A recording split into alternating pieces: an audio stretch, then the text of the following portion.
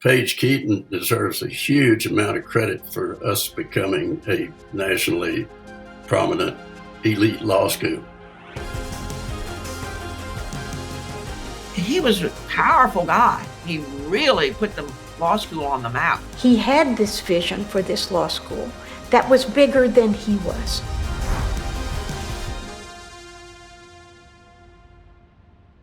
He was first in his class. He was editor of the Law Review. And they said, we'd really like to have you join the faculty.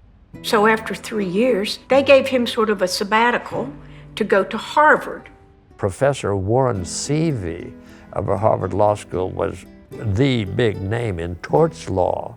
Paige Keeton became his research assistant and ended up being on a book, Seavey and Keeton. And that's how Seavey had a powerful impact on what area of the law that he was going to be in. It turns out to be tort law. I was fortunate, though, to have Paige Keeton as my torts professor. And of course, he was a preeminent authority in the country on the law of torts. The University of Oklahoma Law School was looking for a dean. They asked him to come interview. And so in June 1946, off he and Madge went to Norman, and he became the dean of the law school. The first thing he did when he got to the University of Oklahoma, he said, you need to have a law review, because that's how you get a better law school. Dean Keeton believed in the importance of a law review. He knew that it was essential for UT to have a law review to be viewed as a world-class educational institution. He knew it would be a benefit to the students, to the faculty, and that it would enhance the school's reputation. TLR struggled financially in its early days. They'd had years of operating losses. To shore up the finances and to ensure its longevity, Dean Keeton was able to persuade the university to subsidize TLR. Because of those subsidies, TLR thrived, became financially self-sustaining, and it's still here.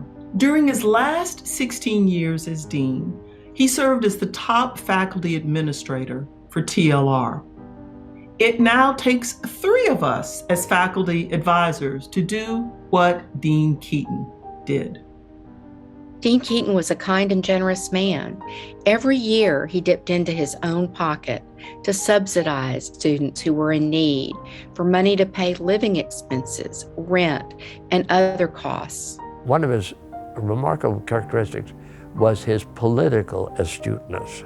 We're not talking run for office political, but how to be adroit in sensitive situations. Dean Keeton also was committed to the academic freedom of the law faculty. In the 1960s, the Board of Regents demanded that a law school faculty member who had expressed public support for integrating UT's dorms appear for questioning before the Board of Regents.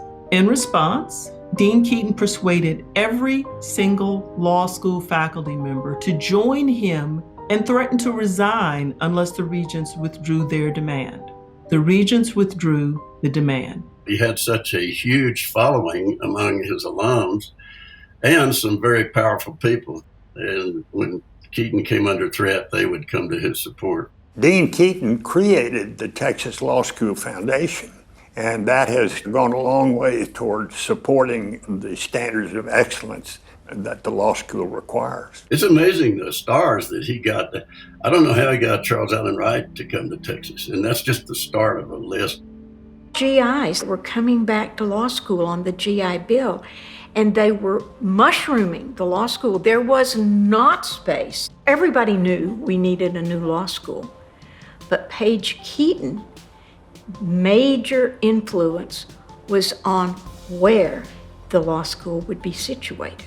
Mr. Keeton wanted a piece of land that would enable the law school to expand. The greatest tribute to him is just take a look at that school when he showed up there and take a look when he left and recognize that he was responsible for almost all of the improvements. Dean Keeton displayed integrity in his commitment to civil rights, took a really courageous stand in the 1960s when he discovered that many of the large Houston law firms were discriminating against Jewish students at the law school. Not only did they refuse to hire the students, they wouldn't even give them an office interview. So Dean Keeton met with some prominent members of these big law firms and gave them a simple choice. You can continue this offensive conduct, or you can continue recruiting at the law school. The law firms changed their discriminatory hiring policies. Dean Keeton's legacy, his presence, you find that everywhere in the building. It's our building now. It's the faculty that he has attracted. It's the wonderfully diverse student body that we have. We are who we are because of Dean Keeton. We thank him for all of his service to the University of Texas School of Law, to the University of Texas Law Review, and to the university at large.